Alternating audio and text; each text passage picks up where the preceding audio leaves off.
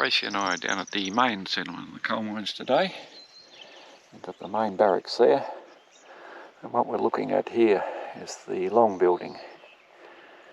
Now up here I have a sandstone wall, and that's 7 metres along the length. And then I have a room here coming in at 6.3. I have a dividing wall here, and I've got a gap here which may be a doorway. I'm not seeing any fireplaces. Usually there's a bit of a mound where the fireplace is, so I'm unsure. Now coming out of this room, and we'll come into the next room, which is a whopping 9 metres wide. So this is probably the biggest room outside the penitentiary rooms, the biggest room on the settlement. Now I've got a sandstone block here, quite a regular shape. Not sure how that fits into everything. And along the back wall here, I've got a couple of artefacts to show you. So there's a piece of metal. No, a chimney. Something could have gone up between that. I've got a bottle here, which is not Convict, obviously. It's from the Port Huon Fruit Juice Pty Limited.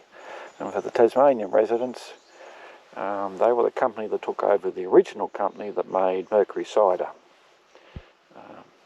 the strong hard cider, who were taken over themselves by Cascade, who still make mercury cider. And this is an original old bottle. See the thickness of the bottle there. Now we come down here to the end of this room, and if you have a look there, it seems like there's an oven curving around. And I can't see anything on that side, but it's all rubble. Now on the other side there are 2 ovens also, or on the other side there are 2 ovens.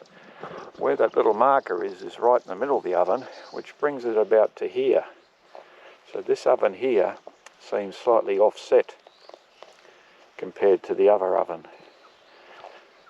Now this oven here on the other side would come through to about here, and then if that was offset, you'd have room here for another oven, as they're about 1 metre wide. The opening were 1 metre wide anyway, so you still have a room there with a bit of brick reinforcement on the outside. So this platform is a good 5 metres wide from the start of that oven entrance over there to about here. So possibly here they had 2 chimneys.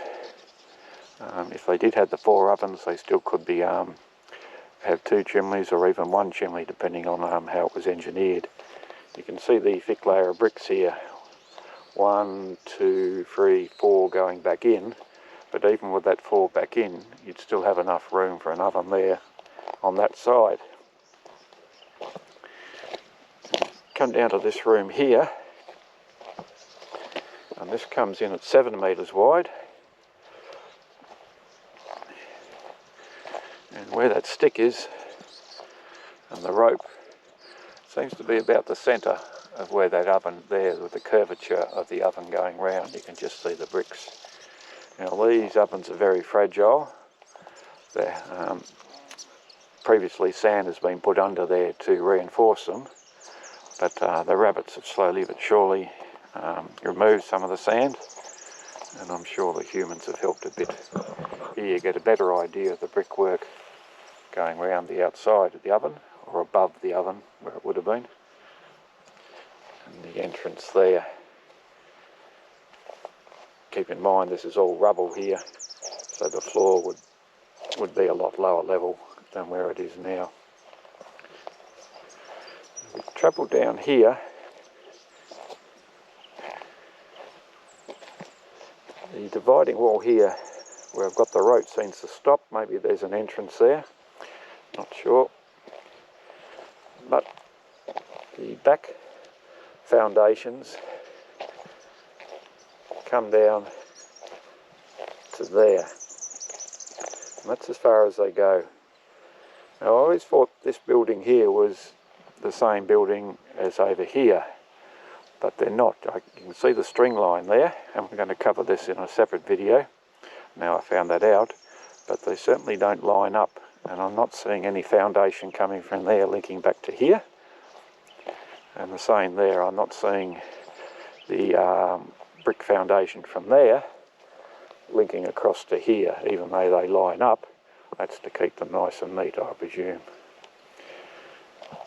Now this little room here comes in at 3.6.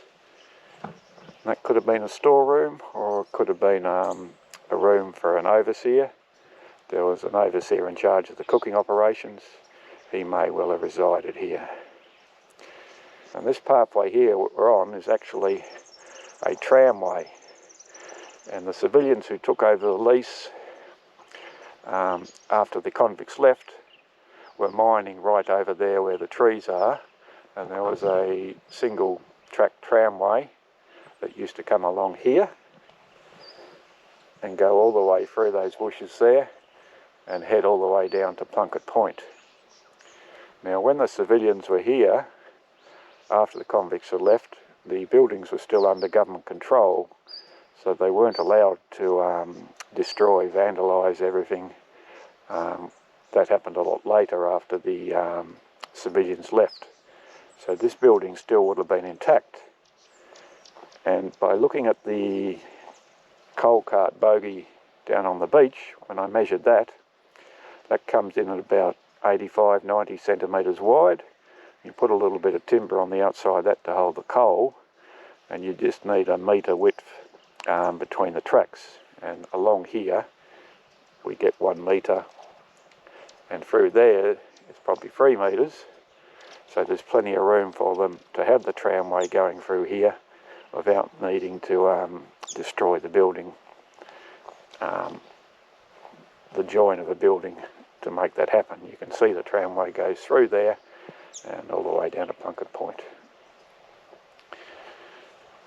So these 2 large rooms, it's on the old government records, it says Cookhouse, Bakehouse, 2 rooms. Keep in mind that the convicts had to have a kilo of bread a day as part of their rations, and I expect the military were given the same, as well as civilians are here. There was no Woolworths or Coles to pop down to, or a Sunday market. So at 1844 there were 640 convicts here, 62 military, and probably 20 plus civilian officers. Now on top of that you would have had all the wives and children, so that's a hell of a lot of bread you'd have to be producing all day. I used to make bread by hand, so I understand, the amount of room you need to let to mix the bread, to let it rise, all the different stages in bread. So this large room here and the big 9 metre room here would have fitted the bill, comfortably do that.